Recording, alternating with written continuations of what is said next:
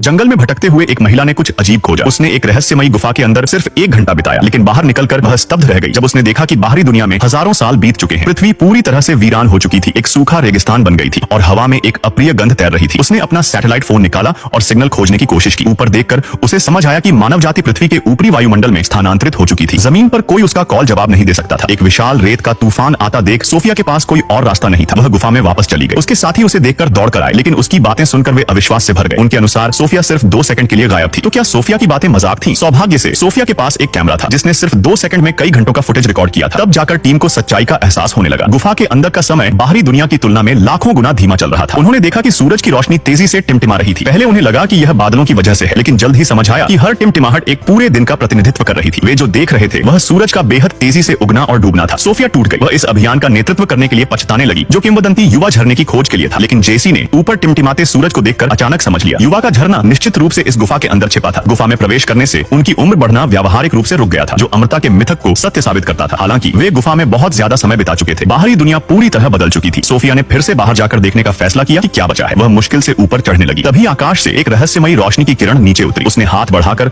उस रोशनी को छुआ और किरण एक सीढ़ी के रूप में खुल गई। मैट ने समझा कि भविष्य से कोई उन्हें बचाने आया है। सोफिया उत्साह में सीढ़ी पर चढ़ने लगी, लेकिन तभी एक आकृति नीचे उतरने लगी। सोफिया पीछे हटी और उसे रास्ता दिया। यह भविष्य का एक मुखौटाधारी इंसान था। भविष्य के उस इंसान ने एक बटन दबाकर सीढ़ी को वापस लिया, लेकिन अचानक गुफा में छिपा एक आदिम इंसान बाहर निकला और जंगली हमला शुरू कर दिया। भविष्य के इंसान ने शांति से एक चमकती हुई जंजीर निकाली और हमलावर को आसानी से जमीन पर बांध दिया। उसने टीम की ओर देखा और वे डरकर भाग गए। सौभाग्य से उसकी गति धीमी थी, इसलिए वे कुछ दूरी तक भाग निकले, लेकिन चारों ओर देखने पर उन्होंने गौर किया कि गुफा के अंधेरे कोनों में और भी कई जंगली इंसान इकट्ठा थे। ऐसा लग रहा था कि पाषाण युग से ही लोग इस गुफा में प्रवेश करते आ रहे थे।